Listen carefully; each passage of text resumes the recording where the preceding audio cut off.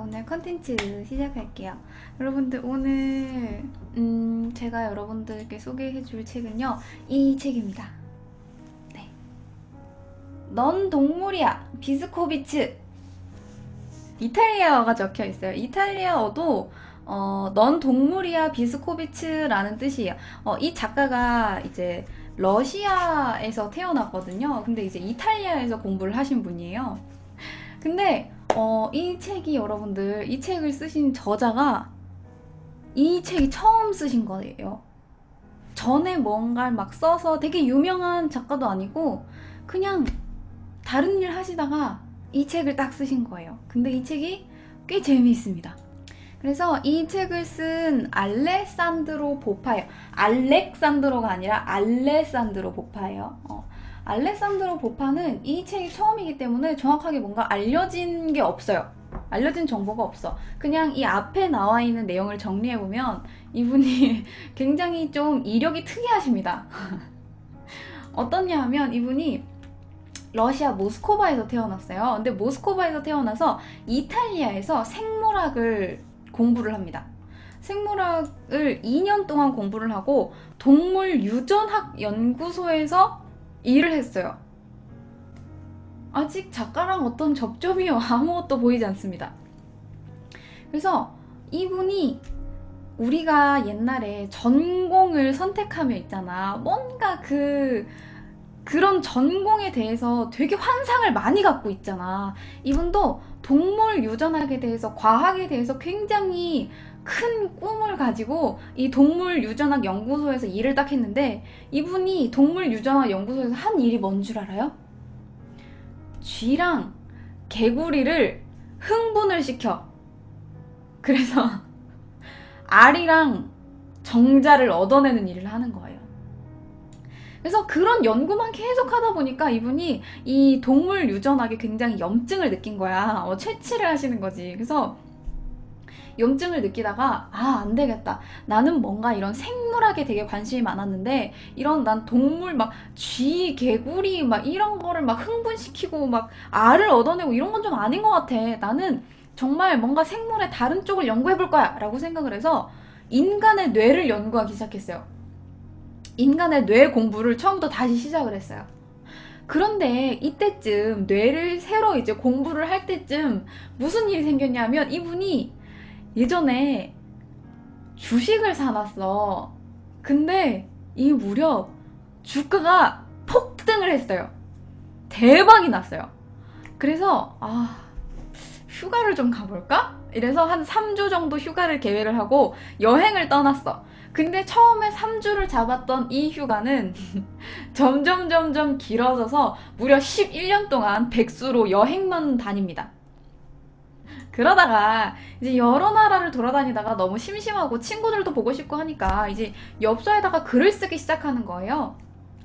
그 나라 엽서를 이렇게 사가지고 친구들한테 막 편지를 쓰기 시작해. 근데 편지만 쓰다 보니까 너무 이제 좀, 그러니까 뭔가 좀 짧은 글 짤막짤막하게 친구들한테 보내다 보니까 친구들이 이걸 봤다가 너무 감질이 나는 거야. 그래서 야, 긴 글을 한번 써봐라, 이렇게 이야기를 해요. 제안을 합니다. 그래서 처음으로 쓴 글이 뭐였냐면 낙타에 대한 이야기였어요. 낙타에 대한 이야기를 처음으로 썼는데요. 낙타 이야기면 보통 동물 유전학도 공부를 했겠다. 뭔가 낙타에 대한 막 무슨 권선징악 뭐 이런 거를 쓸 거라고 생각을 하잖아요. 아니면 낙타에 대한 굉장히 사실적인 이야기. 근데 아니야. 낙타 이야기인데 이 낙타가 원하는 곳으로, 그러니까 주인이 원하는 곳으로 가는 낙타가 아니라 끊임없이 암컷들이 있는 곳으로만 가는 낙타 이야기인 거예요. 굉장히 이야기가 시작이 특이합니다. 암컷들만 쫓아다니는 낙타 이야기로 처음에 시작을 했어. 그러다가 이제 이 엽서를 계기로 뭔가 동물들 이야기를 쓰는 게 너무 재미있는 거야, 이분이. 그래서 할 것도 없겠다, 책을 한번 써보기 시작한 거예요. 그래서 책을 딱 썼는데 그 책이 바로 이 책입니다. 넌 동물이야, 비스코비츠. 네. 네. 그래서 이 책을 쓰게 된 거예요. 이 작품을 통해서 자기의 전공이었던 생물, 동물 유전학 같은 거를 우화로 재탄생시키는 거예요. 그래서 동물이 지닌 본능이랑 습성을 바탕으로 그 동물이 가지고 있는 본능과 습성이 다 따로 있을 거 아니에요. 그 습성을 이용해서 인간들의 욕망을 희극적이기도 하고 뭐 비극적이기도 한 여러 가지 이야기로 엮어낸 거예요. 그래서 이 책에는 짧은 에피소드가 20개 정도가 들어있어요. 굉장히 짧은 게 많아요. 막 한 장으로 끝나는 이야기도 있고요. 무슨 막 3-4장으로 끝나는 이야기도 있고 정말 책이 보면 얇거든요. 근데 이 안에 20가지 이야기가 들어있어요. 그래서 이 책을 낸과 동시에 이탈리아의 천재 작가로 급부상하게 됩니다. 공부하다가 주식이 대박이 나서 한번 쉬어볼까 해서 책을 한번 딱 냈는데 그 책도 대박이 났어. 그래서 이 책은 여러 나라의 그 언어로 번역이 되어서 굉장히 큰 성공을 거두게 됩니다. 그런데 이 책이 굉장히 특이한 게 여기에는 권선징악의 이야기는 없어요. 착하게 살아야 되고 뭔가 막 저런 여우가 신포도를 포기함으로써 우리 인간은 자기 합리화를 시키는 동물이고 막 이런 이야기는 없어요. 교훈이 없단 말이야. 이 이야기는 정말로 인간을 풍자한 거예요. 인간의 모습을 그대로 녹여냈어요. 그래서 인간이 가지고 있는 굉장히 다양한 면들, 막 도덕적인 면들, 뭐 도덕과 윤리에 반하는 모습들 이런 걸 다 녹여냈어요. 그래서 이 20가지 이야기 안에, 이 에피소드들 안에 이 이야기가 다 담겨 있습니다. 이 동물이야라는 제목을 먼저 보고 갈게요. 넌 동물이야 비스코비츠라는 건, 이 비스코비츠는 물론 당연하게도 이 여기에 나오는 주인공 이름이에요. 근데 넌 동물이야 비스코비츠라고 써놓고 밑에 또 이탈리아로 굳이 이거 안 넣어도 될 텐데 나라마다 책 표지는 다 다르잖아요. 그런데 굳이 여기다가 이탈리아어로 넌 동물이야 비스코비츠를 따로 적어놨단 말이야. 왜 그랬을까? 왜 그랬을까? 이 넌 동물이야 비스코비츠라는 이 제목 안에는 굉장히 여러 가지 의미가 있어. 이건 물론 작가가 한 이야기는 아니야. 이건 내 해석이에요. 근데 넌 동물이야 비스코비츠라는 이 제목이 이탈리아어로 적힌 이유는 내가 생각하기에는 이탈리아 남자들, 특히 이 유럽 남자들이요, 굉장히 막 남성성을 주장하는 거에 있어서 칭찬으로 받아들여요. 넌 동물이야라는 이야기가 굉장히 칭찬이에요. 그래서 상남자를 좋아한단 말이야. 아무튼 요런 칭찬인 부분도 있고, 우리 인간은 전부 다 동물이잖아요. 그래서 인간에게 하는 이야기일 수도 있는 거고, 또 이제 이 비스코비치 이야기 중에 동물이 아닌 것도 나오기는 해요. 그런데 이제 나중에 동물이 되는데, 그런 여러 가지 에피소드에 대한 이야기, 인간의 풍자에 대한 이야기, 뭐 굉장히 많은 뜻이 담긴 제목이라고 나는 생각을 해요. 넌 동물이야 비스코비츠라는 게. 굉장히 제목도 재미있습니다. 아무튼 그래서 이 비스코비츠에 대한 이야기를 해주자면요, 비스코비츠라는 이름은 굉장히 매우 똑똑하고 유능한 동물 중에서도 매우 똑똑한 우등종이라는 말의 약자래요. 약자래요. 그래서 이 이름에 대한 내용이 길을 찾아냈구나 비스코비츠라는 편에 나와 있어요. 근데 이게 모든 비스코비츠에 해당이 되는 이야기인지는 잘 모르겠어요. 그래서 이게 무슨 뜻이냐면 very intelligent, superior kind of, very intelligent and talented zoo type 이라는 이 긴 뜻의 앞자만 따서 비스코비츠가 됐다는 이야기예요. 그래서인지 이 우등종인 비스코비츠는요, 굉장히 많은 에피소드에서 원래 자신의 종의 특성, 습성을 굉장히 거부하고 자기만의 의견을 내세우면서 이런 뭔가 본능에 따라서 행동하는 걸 굉장히 좋아하지 않아요. 그래서 이런 본능의 삶을 거부하고 새롭게 자신만의 삶을 개척해 나가는 게 비스코비치예요. 되게 특이해요. 그래서 매번 비스코비치는 모습이 바뀌어요. 무슨 뭐 사자일 때도 있고, 엘크, 뭐 사슴인 엘크일 때도 있고, 뭐 쥐일 때도 있고, 굉장히 뭐가 많아요. 모든 모습으로 다 변해요, 비스코비치는. 하지만 이름은 모두 똑같아요. 비스코비츠. 모든 단편의 내용이 다 달라요. 뭐 곤충일 수도 있고 동물일 수도 있고 뭐 세균일 수도 있고 굉장히 많아요. 그러니까 비스코비츠가 모습이 바뀌는 한 가지 주인공이 아니야. 모든 단편은 내용이 다 다르지만 그 주인공 이름은 다 똑같이 비스코비츠인 거예요.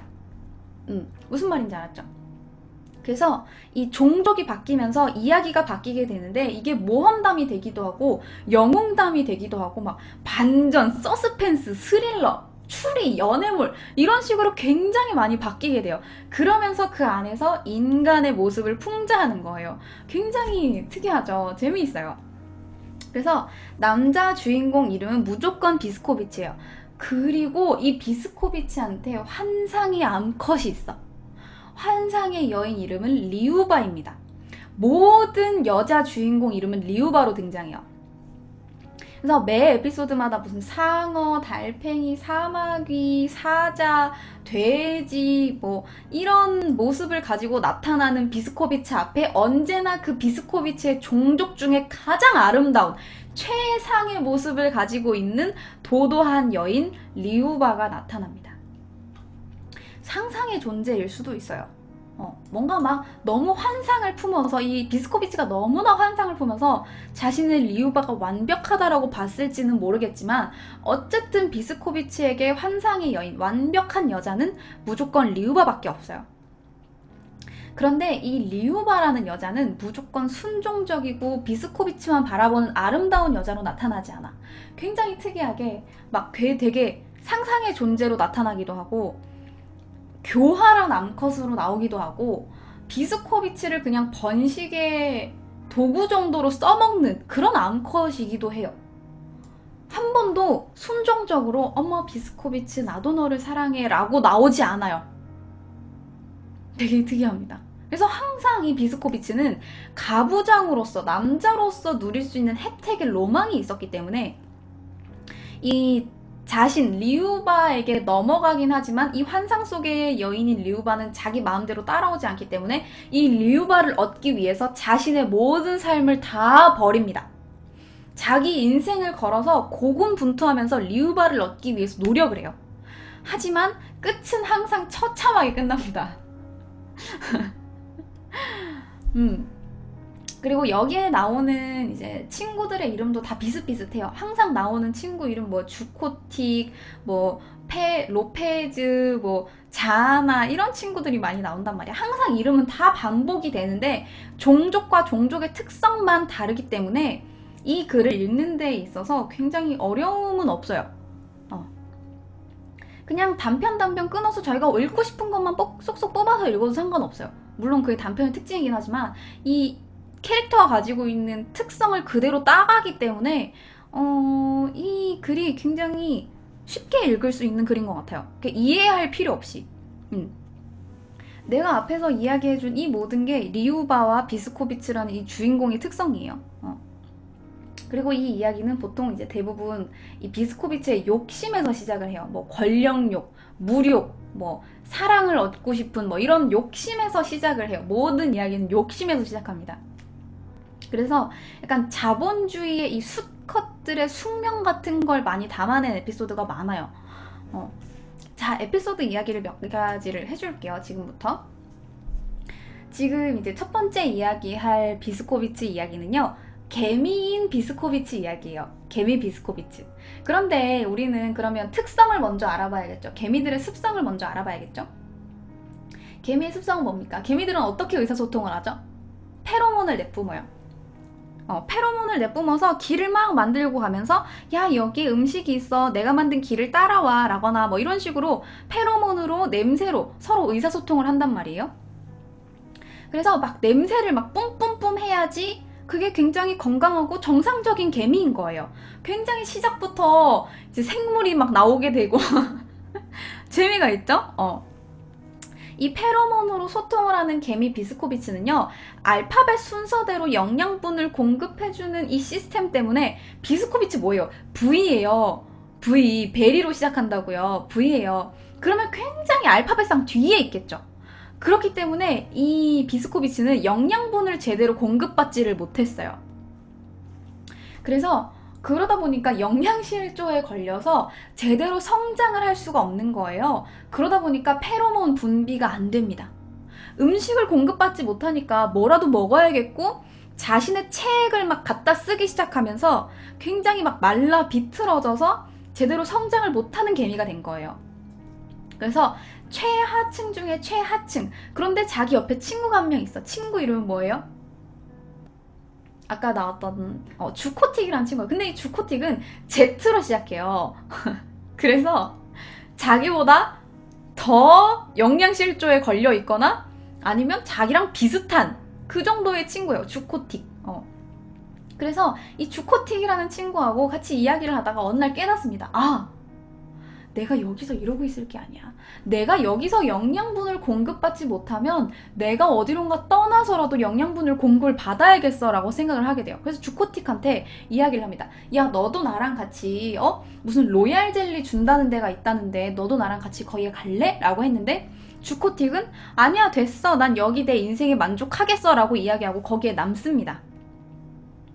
그래서 비스코비치는 혼자 길을 떠나요. 막 진짜 막 말라 비틀어져가지고 제대로 올라갈 수도 없는데 막 입을 쓰고 막 어떻게 해서든 그 유충 애벌레 모양 있죠.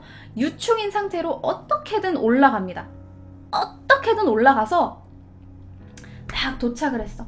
유충들이 모여있는 다른 방에 도착을 했어. 여기는 소문이 로얄 젤리를 준대요. 그러면 내가 여왕개미가 될 수도 있는 거잖아요.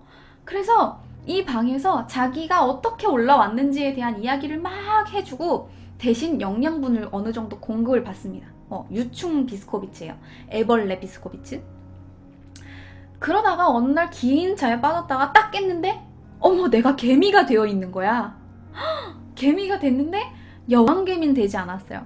그 방은 병정개미를 키우는 방이었던 거예요. 그래서 병정개미들 사이에서 자기 역시 병정개미가 됩니다. 병정개미로 각성을 했으니까. 그래서 병정개미가 됐는데 병정개미가 된 이후에도 제대로 영양분을 공급받지 못했던 그 유충 시절에 영향을 많이 받은 거예요. 그래서 굉장히 작고 말라 비틀어지고 냄새가 없는 병정개미가 됩니다. 페로몬을 뿌리고 다닐 수가 없어요. 냄새가 없는 개미는 곧 뭐예요? 정체성이 없는 개미예요. 내 목소리를 낼 수 없는 거고 내 의사소통을 할 수가 없는 거니까. 이 비스코비치는 정체성이 없는 개미가 되어버립니다.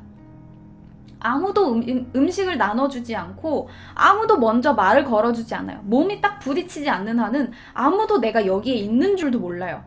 그래서 심지어는 죽은 개미 취급을 받기도 합니다. 그래서 막 묻힐 위기에도 처해요. 얼마나 서러웠는지 알겠죠? 그래서 별명이 무명개미예요. 무명개미. 이름이 없는 개미. 그래서 무명개미로, 무명병정으로, 무명군인으로 이렇게 굉장히 힘들게 지내고 있을 즈음 갑자기 이 비스코비치가 있었던 제국, 그러니까 개미 제국이겠죠. 개미집이 하나 있으면 이게 제국인 거고 다른 곳도 이제 개미들이 모여있는 제국이 있을 거 아닙니까? 그런데 이 두 제국 사이에 전쟁이 발발했어요. 그럼 비스코비치는 뭐 해야 돼요? 병정개미니까 나가서 막 싸워야겠죠. 그런데 싸우러 가도 아무도 나를 봐주지 않아요. 너무 이건 뭐 좋다고 해야 될까요? 안 좋다고 해야 될까요? 아군도 날 봐주지 않고 적군도 날 봐주지 않아요. 전쟁이 터졌는데 아무도 날 봐주지 않으니까 이때 비스코비치는 깨닫습니다. 아, 내 평생의 약점이 장점이 될 수도 있겠다 라고 생각을 해요. 자신의 평생의 약점이었던 냄새가 없다는 걸 이용해서 이중 스파이 짓을 합니다. 양쪽 제국을 왔다 갔다 하면서 이중 스파이를 해요. 그래서 권력을 쟁취할 생각에 막 이렇게 심취해 있단 말이에요. 근데 양쪽 진영에서 전부 다 군사 기밀을 다 유출했어. 야, 여기 온대, 여기 온대 막 이러면서 양쪽 기밀을 다 유출해가지고 양쪽 둘 다 사령관이 됩니다. 냄새가 없는 무명 병정 따위가 사령관이 됐어요. 스파이 짓을 하면서. 대단하죠. 그래서 사령관으로서 자기를 조금 더 추앙하는 쪽의 제국에 손을 들어서 그쪽의 승리를 가져다 줍니다. 그래서 이 두 제국 사이에서 한쪽을 괴멸시키고 이쪽에 자기가 속해 있는 그 제국이 있을 거 아니에요? 그럼 여기에는 여왕 개미가 있을 거 아니에요? 여왕 개미를 암살할 계획을 짭니다. 그래서 이쪽은 이미 여왕 개미가 없이 이 제국에 흡수가 됐어요. 그러면 이 두 제국을 다스리고 있는 여왕 개미만 죽이면 내가 왕인 거잖아. 그래서 여왕 개미를 죽여버립니다. 여왕 개미를 죽이고 스스로 황제가 돼요.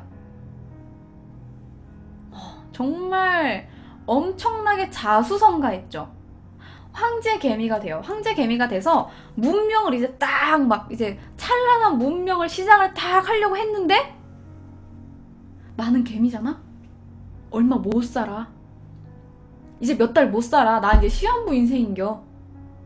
그래서 이 뭔가 인생 무상을 깨달아요. 그래서 뭔가 자신의 업적을 평생 동안 다른 일개미들이 볼 수 있게, 느낄 수 있게 무언가 남길 걸 찾아요. 그래서 인간이 두고 간 식빵 쪼가리를 가지고 동상을 만들기 시작해요. 동상을 만들어요. 약간 우리 인간이 그 피라미드 만들고 막 이런 것처럼 자신의 업적을 기리기 위해서 식빵으로 자기와 똑같이 생긴 동상을 만들어요.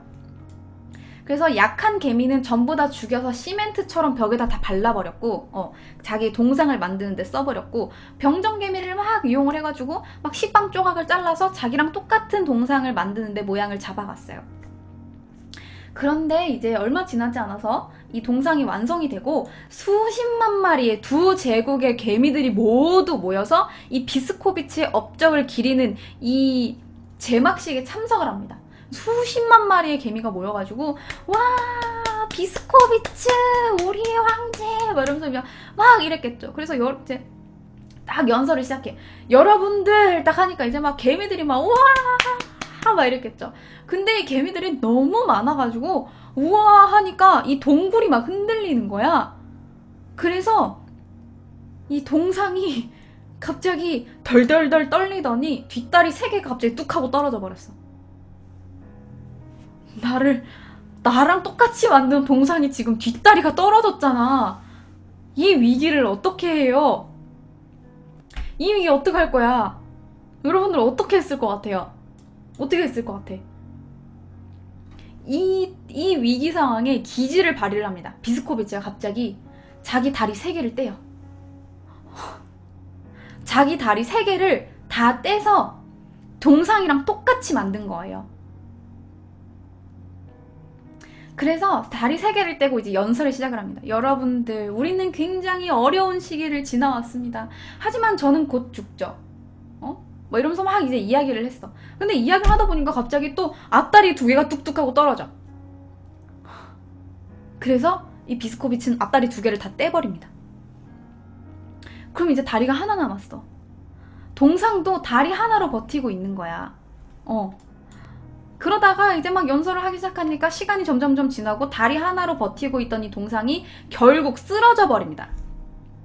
머리, 가슴, 배 이렇게 3개로 나뉘어서 우리 또 생물 공부하죠. 또 머리, 가슴, 개미는 세 부류로 나뉘죠. 머리, 가슴, 배. 자, 이렇게 머리, 가슴, 배로 나뉘어서 바닥에 뒹굴게 돼요. 그리고 역시 다리가 하나밖에 남지 않았던 이 비스코비치 역시 움직일 수 없이 그 자리에 누워서 쓰러집니다. 그런데 이 쓰러져 있던 비스코비치 앞에 머리, 가슴, 배 중에 하나인 복부가 굴러옵니다. 다른 부분은 다 부서져 버렸고 동그랗게 생긴 배 부분이 자기 앞으로 굴러와요. 그러면서 비스코비치가 느꼈던 게 뭘까요? 죽음에 대한 두려움? 아니. 이 둥그런 아무것도 없는 이 둥그런 식빵을 보면서 자신이 비웃었던 유충 모양을 한 이 식빵에 눌려 죽는다는 거에 공포를 느끼게 돼요. 자기가 분명히 비웃었던 자기 친구 주코틱 역시 유충 모양이었는데 똑같이 자기가 비웃었던 유충 모양을 한 식빵에 눌려서 죽게 되는 거예요. 소름 돋죠? 그리고 자기 역시 유충처럼 아무 다리 없이 그냥 바닥을 기다가 결국 죽는 거예요. 권력을 쫓아서 최고의 자리까지 오르긴 했는데 결국 마지막에는 아무것도 남지 않았고 결국 자기 자신이 굉장히 쓸모없는 존재라는 걸 느끼면서 죽었던 이 비스코비치와 유충 때부터 굉장히 멍청하다고 비웃음만 당하고 무시당하고 결국 이 비스코비치가 죽인 자기 친구 주코틱. 이 주코틱은 여전히 유충 모양이었지만 이 비스코비치가 황제가 되었을 때도 나는 내 인생에 만족해. 난 유충인 거에 굉장히 괜찮아. 난 지금 내 삶에 굉장히 좋아. 내 삶에 가치를 부여하면서 결국 유충으로 죽었던 이 주코틱. 둘 중에 어느 인생이 좀 더 가치가 있었을까? 이제 개미 비스코비치는 이런 이야기를 하는 거죠. 결국 권력을 쫓다가 비참하게 최후의 순간을 맞이한 이 비스코비치 이야기. 이렇게 굉장히 현실을 날카롭게 비판하는 에피소드가 되게 많아요. 근데 이거는 되게 이솝우화처럼 교훈을 주는, 그러니까 교훈이라고 해야 될까요? 아무튼 교훈을 주는 그런 이야기잖아요. 근데 이렇게 인간을 날카롭게 풍자한 에피소드가 굉장히 많은데 또 그 중에 하나를 들려주면요. 이번에는 쇳덩구리 비스코비치예요. 근데 그 친구는 행복했을까요? 마지막까지 자기 밑으로 들어와라 라고 하는 비스코비치의 제안을 거절했어요. 그리고 죽었어. 강제로 비스코비치가 로얄 젤리를 먹였거든요. 그래서 그걸 감당하지 못하고 죽어버렸어요. 자, 그리고 두 번째 이야기는 쇳덩구리 비스코비치 이야기예요.